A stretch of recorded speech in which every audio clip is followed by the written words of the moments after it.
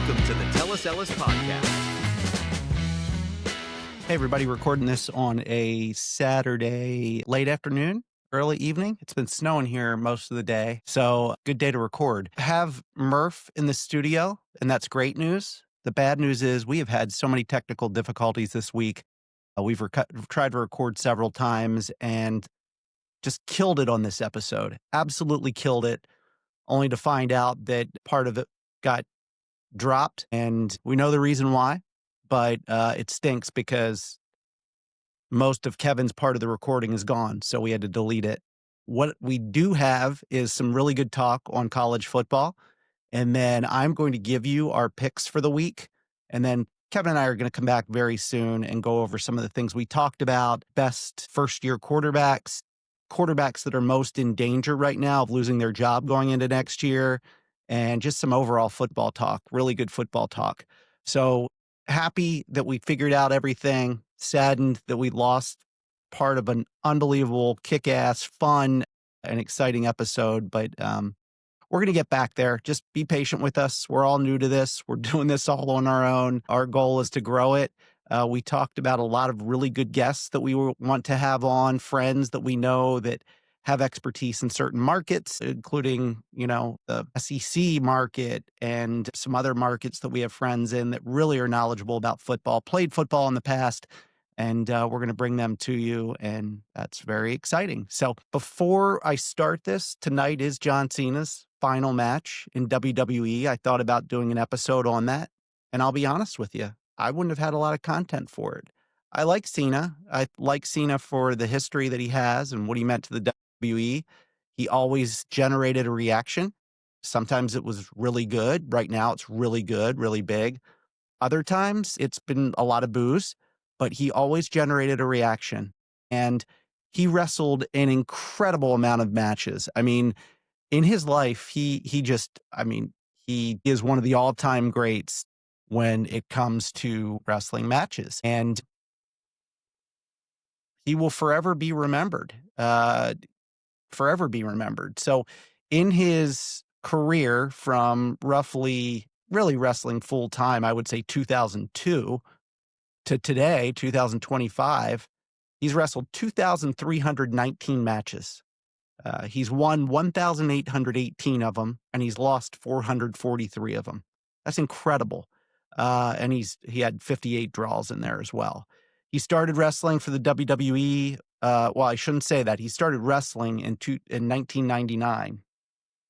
It's the first year that he wrestled over 100 matches was 2002. My first year of really getting to know him and following him was probably 2008, and then 2009. In 2012, he wrestled 202 matches. Think about that. That's 202 days that he was on the road in some way. And it's probably more than that because there were times he traveled and didn't wrestle. Now, ever since 2017, he really slowed down. If you look at his match totals, 164 matches in 2014, 136 in 2015, then in 1650, 1777, 18, he wrestled 28 matches. And then the last several years, it was 8 matches, 1 match, 16 matches, 1 match, 8 matches, 1 match. And then this year he wrestled 17 matches. Cena, again, will forever be remembered. He will be an all-time great. He is not my favorite wrestler of all time, a little too plain vanilla for me. And then when he tried to do his little heel turn this year, I think it backfired on the WWE. I thought it was awful. It was just awful. But he will be missed. I'm excited to see if they bring in special guests. I'm excited to see if there's any AEW crossover. It would be really cool to see Chris Jericho, Edge. I'd love to see Moxley show up, but I don't think it's going to happen. But let's see what happens. And then some good young stars on tonight's card. Oba Femi is on the card, and it'll be interesting to see how they kind of play that into things. So excited about wrestling tonight. Again, want to get this over to you, and then we'll hope Kevin and I to record a little bit more in the very near future. So hope you enjoy.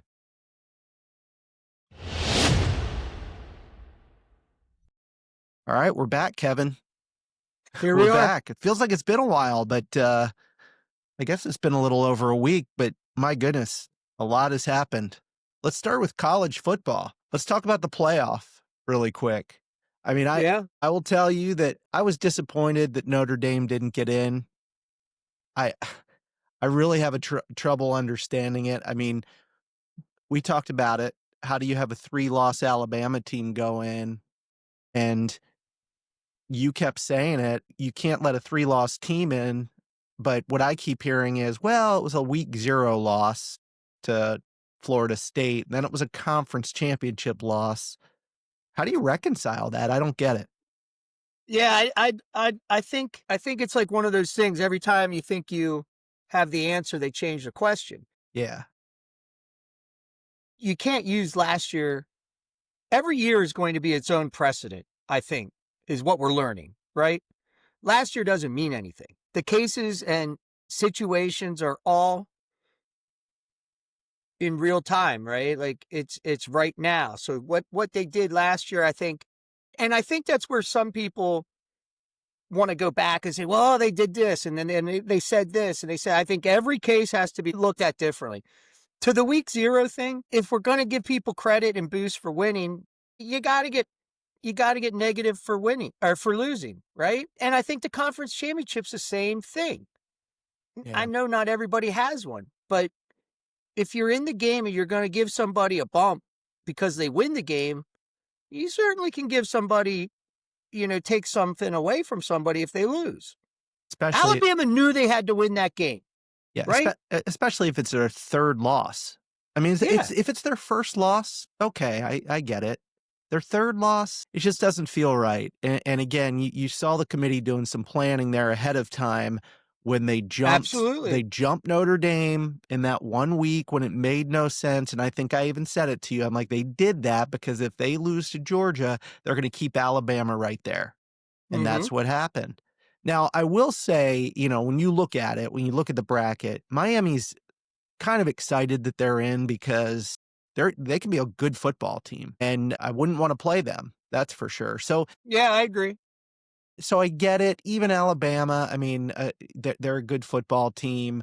I'm not upset that you have a Tulane in there, that you have a James Madison in there, because that was the rules. Like those are Those are the hard rules. rules. That's right. You can't Yeah. argue that. Yeah. But I don't know. I think it'll be fun to watch. I'm excited to watch it. Boy, I'll tell you, around here, Kevin, the Hoosiers beating Ohio State. I mean, it's incredible. I can't tell you how many people around here. It's just like everybody goes to Ohio or to Indiana. Just like everybody there goes to, well, not everybody, but Penn State is very Mm-hmm. a frequent destination. So that football game, that was unbelievable. It was It was a great football game. I think it was a coming out party for Indiana, right? I think if you never recognized them before, you have to now. And I think you're going to. Signetti, the guy is cut differently. And his kids love to play for him. Did you ever run into him as a coach? Because No, he was but a Pennsylvania I guy. think, yeah. Oh, yeah. IUP. He had a long run at IUP, which I think Harold Brister Yes. played for him My goodness. at IUP. Yeah. Harold Brister went to high school with us. Yeah, I didn't forgot about that. He is he's a different mold. I hope they didn't let everything on the field because they played hard, and I'm glad they have these 3.5 weeks off because they're going to need it. Yeah, we were talking about that game. I was with some guys, football guys, and we were really trying to figure out, if you're Ohio State, you haven't won the Big Ten for a while, right? Is that the end all be all? Like if you had this group of plays that you practiced all season, that you've never shown on film, are you going to show it in the Big Ten championship game, or are you going to use it for the playoffs? And so I think Indiana was in a position where they were willing to show their cards. They were willing to get that win to try to secure the easiest path into playoffs. And I think they showed more. Ohio State's the one that I have questions on. Like, what did they show? Great football game. Really, really, that was like a 1 and a 1A, right? And that was my only question was how truly important was it to Ohio State? It's a good point, and, it does make you wonder how important those conference championship games are, and, you don't have teams saying, "I'm just not gonna play in it." I mean, we haven't seen that yet, but there was no benefit to Ohio State, right? Really no benefit to Indiana either, at the end of the day, other than they wanna claim the Big Ten championship. That was big to them. That was important to them. I I think the real question is, Jamie, and we got to start really thinking about it. Are conference championship games worth anything anymore? Yeah, it brings in money, so I find it hard that the conferences would wanna get rid of them. Mm-hmm. But, I don't know what you do with it, I really don't. It could be there could be a day where you have a 16-team field and somehow maybe it does mean something more. I don't know. Like, you knew in this situation both Indiana and Ohio State were in no matter what. If they weren't playing as well, let's say this was number 1 Georgia against number 6 Alabama, it means something more, right? So, it just feels like a perfect storm in a way, but then again, I could see it happening again in the future. I mean, although we have these 5 super conferences, let's be honest, the ACC doesn't feel like a super conference right now. No, it The doesn't. Big 12, I mean, yeah, they're okay. It's really Big 10 and SEC. You're probably gonna get 2 teams in the top 4 there. So, let me ask you one other question. Mendoza from IU, is he the Heisman winner? Or Tough to argue with. yeah. He's an interesting cat leading that team. He's got that oh shucks, gee williker, He was a little kinda. awkward. I have to be honest, he was a little awkward on the stage afterwards. I don't know if you saw him, but he was, and it's good. Like, it's good to show emotion. Like, he was in tears and stuff. But man, I mean, this guy could be the number 1 pick in the NFL. I don't He know. yeah, he's not like Johnny Be Good, the quarterback movie, right? Like No, boy, that's one from he's the past. yeah, he's just a little bit of a different dude. I think he's a winner. I think he is the Heisman Trophy winner. Just had a great, solid season.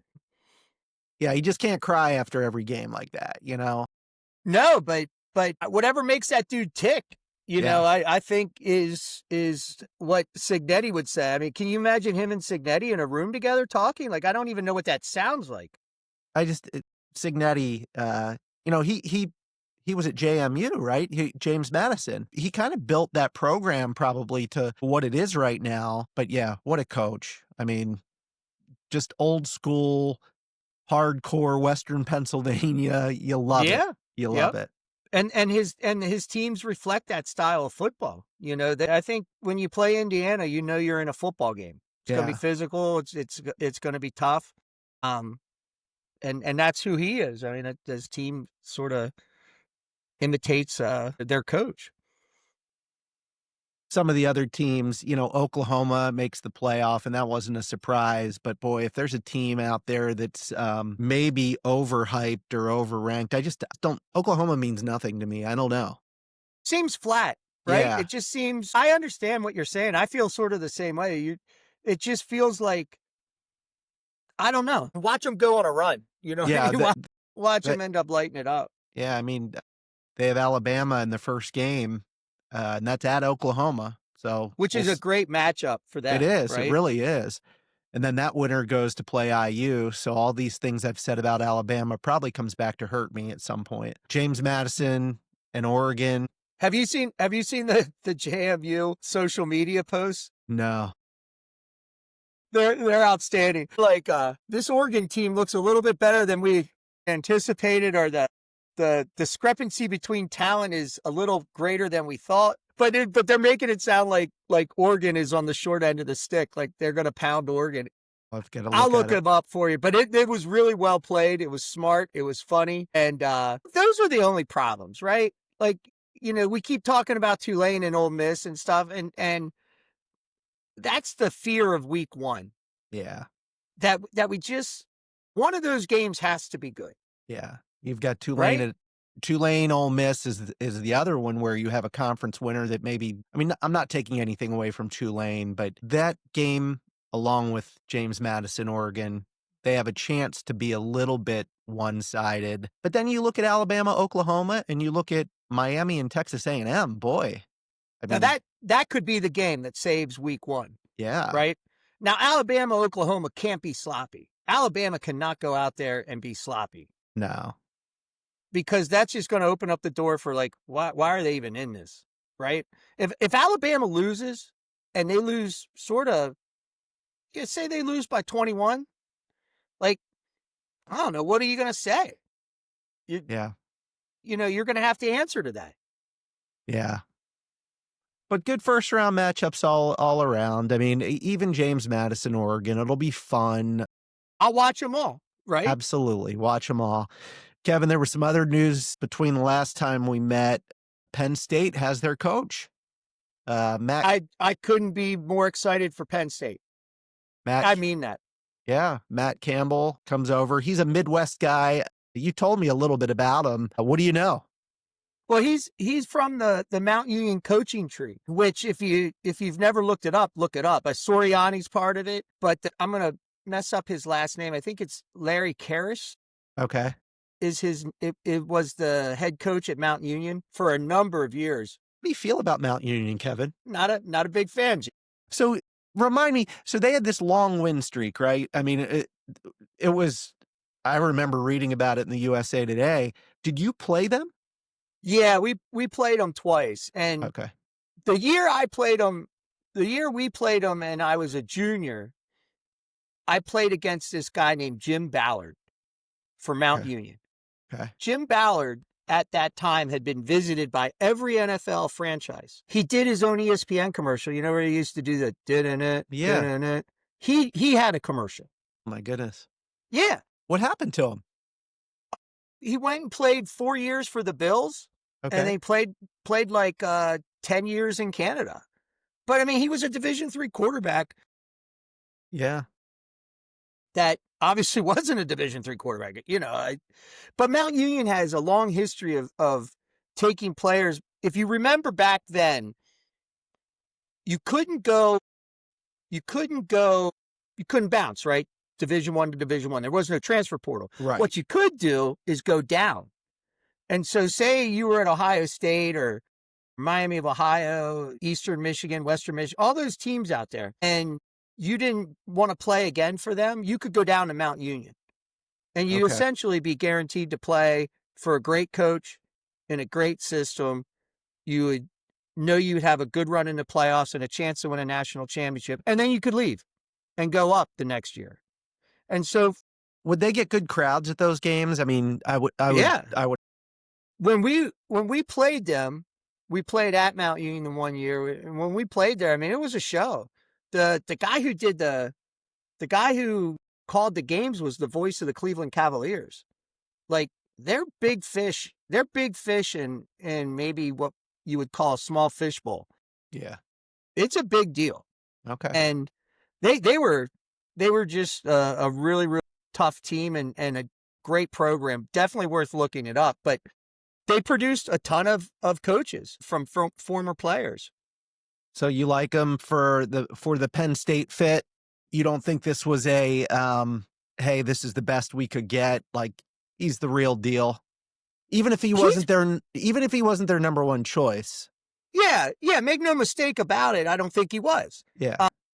But Campbell's, I know Iowa State also because I follow West Virginia and they've been in the Big 12. Iowa State's been a huge thorn in my side for a long time. They're a tough team. And to use a baseball expression, they're definitely a tough out. Much like a Signetti, you're playing an Iowa State team. It's going to be a lot of run. It's going to be a physical defense. It's going to be physical in the blocking scheme. And to me, he fits what I remember Penn State being. Yeah. Really good tight end, really good running back, great offensive line, play action passing. That's the Penn State football that I know and sort of want to see again. And I think Campbell's a guy that can do it. I like he's bringing some staff with him, probably going to bring some players. But if you think for a second that he isn't going to hit the ground running in that atmosphere with that school, if you if you can get a kid to go to Iowa State, Yeah, you can get a that's a kid to good go point. to Penn State, Yeah, right? that's a good point. Did you happen to hear the video clip of the Penn State athletic director, Pat Kraft? Did you listen to it? Cringeworthy. I mean, I will say this though. He's a guy like that I want to go into battle with. I mean, he is serious about winning. He is I've criticized Penn State a lot, just the system itself, not even the football system, but just how they've kind of treated football ever since Paterno was let go. And it feels like they treat it with kid gloves a little bit and not I don't want to say they don't have a seriousness to it, but it's not a we are going to go and kill it. Like it just felt a step back. So it was cringeworthy, but it was also funny. I mean, he was, talking about like Oregon. He's like, those guys are no good. Those guys are no good. It was, and the 50 F bombs he dropped. It was probably more than 50. He's definitely, like, you get the impression like he's definitely a competitor, right? Like you said, he's a guy that can get you fired up and probably is a great locker room speech guy. He didn't handle this well. I think someday we're going to know the true story. I think it was a personality conflict. I think him and Franklin had some issues. All right. So like I said, Kevin dropped off and he didn't drop off, but we had a technical issue with the recording. But I do want to go over our picks for the week. So it is locked and loaded. I'll also get this up online. By the way, coming into this week, Kevin was at a total. Remember, we started with $10,000. Kevin was at $9,340. He had a tough week last week. He had $1,400 of winners, $2,000 of losers, minus also the $200 of juice. So he went from 10,140 down to 9,340. I started with 10,760. I had $2,500 of winners, $1,600 of losers, minus the $160 of juice. That gets me to $11,500 to start the week. So, like I said, we already made picks ahead of the Thursday game. Atlanta at Tampa Bay. Tampa Bay was a minus 4.5, over under 43.5. Kevin took Tampa Bay for 200 at minus 4.5. I took Atlanta plus the 4.5, and I hit that for 200, and Kevin lost his 200. So now going into tomorrow, we've got New York Jets at Jacksonville, and I'm going to read the home team line here. Jacksonville minus 13.5, 41.5 for the over/under. Kevin takes the over 41.5 for 200. I am taking the Jets plus the 13.5, and I did that for 300. Then we have Arizona at Houston. Houston is minus 9.5, 42.5 is the over/under. Kevin goes with Houston minus 9.5 for 200. I'm actually going to go with Arizona and Jacoby Brissett. I think he's starting this week. Arizona plus the 9.5 for 200. Buffalo at New England, game of the week, no doubt. New England's getting 1.5 points at home. Over/under's 49.5. Kevin's going over 49.5 for 300. I'm taking Buffalo minus the 1.5 for $400. See if they can break New England's streak here. The Chargers are at Kansas City. Kansas City minus 5.5. 41.5 is the total. Remember, Kansas City lost to the Chargers earlier in the year. Kevin picked Kansas City minus 5.5 for 400. I also picked Kansas City minus 5.5 for 200. Las Vegas is at Philadelphia. Philadelphia minus 11.5. Total is 38.5. Kevin picked Las Vegas plus the 11.5 for 200. I took Las Vegas plus 11.5 for 400. Lots of bad things going on in Philly. Baltimore at Cincinnati. Cincinnati is at home. They're getting 2.5 points. The over/under is 50.5. Kevin took Cincinnati plus the 2.5 for 200. I also took Cincinnati plus 2.5 for 400. Cincinnati just beat the Ravens on their turf 2 weeks ago. So not sure why they're getting points at home, but we're both taking Cincy plus the 2.5. Then we have Washington at the New York Giants. The Giants are minus 2.5. 46.5 is the over/under. Kevin took the over 46.5 for 300. I went under the 46.5 for 300. Then we go Cleveland at Chicago. Chicago is minus 7.5. 38.5 is the total. Kevin went under the 38.5 for 300. I'm taking Cleveland plus 7.5 for 300. Tennessee at San Francisco. Let's see. San Francisco is minus 12.5. And the total is 44.5. Kevin went over 44.5 for 200. I went over 44.5 for 400. Detroit at the Rams, another really good game. The Rams are minus 5.5. Total is 54.5. Kevin went over 54.5 for 300. I also went over 54.5 for 300. Carolina at New Orleans. New Orleans is plus 2.5. The total is 40.5. Let's see here. Kevin went Carolina minus 2.5 for 300. I also went Carolina minus 2.5 for 400. Green Bay at Denver, another good game. Denver's plus 1.5. Total is 42.5. Kevin took Green Bay minus 1.5 for 300. I went under 42.5 for 300. And then Indy at Seattle. Yes, Phillip Rivers, Indy. Phillip Rivers is Seattle is minus 13.5.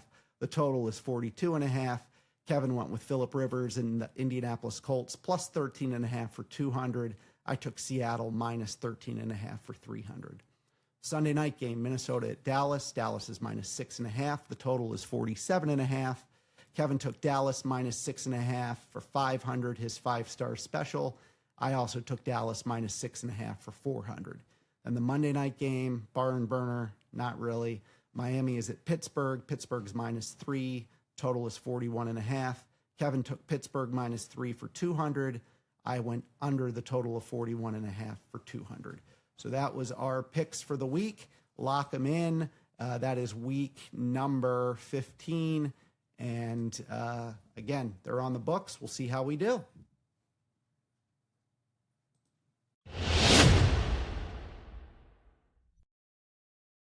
So that's a wrap. That is our shortened show for the week. We went probably an hour and a half and unfortunately got so much of it cut off. Again, technical issues, doing this early on. We'll figure it out. We may try to come back tomorrow morning and record something a little more on the stuff that we did. But if not, enjoy the early college football talk. Lock in on our picks. I'm hot. Don't take Kevin's. He's not so hot. Take my picks. I'm pretty hot right now. Appreciate all of you who watch and listen. And please follow me at all of my sites on X at TellusEllisHQ, Instagram. I'm not posting there a lot yet, but it's at TellusEllisHQ as well. Make sure you go to YouTube at TellusEllis Media to watch the video. And if you're interested in being part of the podcast, email me, jamie@tellusellis.com. Again, we've got some guests coming up, some things planned. It's early on. Stick with us and really appreciate you following our show. And have a great Sunday of football. Take care, everybody.